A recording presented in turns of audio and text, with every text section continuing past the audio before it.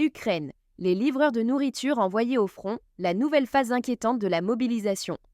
La guerre en Ukraine entre dans une phase de plus en plus brutale et les méthodes de recrutement employées par les autorités ukrainiennes suscitent une vive controverse. Selon plusieurs sources concordantes, les services de mobilisation de Volodymyr Zelensky ont désormais recours à une cible inattendue. Certains livreurs auraient été interpellés en pleine course, d'autres auraient reçu une convocation directement à leur domicile ou sur leur application mobile. Face à l'essoufflement des troupes ukrainiennes et à une guerre qui s'enlise, la pression sur les services de mobilisation augmente. Le gouvernement doit renouveler ses effectifs et pour cela, il élargit le champ des personnes mobilisables.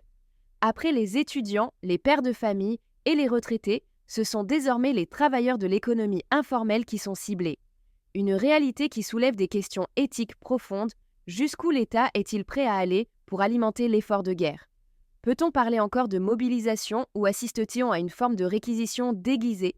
En parallèle, de plus en plus de jeunes Ukrainiens tentent de fuir le pays ou de se cacher pour éviter l'enrôlement. Mais les moyens de contrôle se multiplient et les espaces de liberté se réduisent.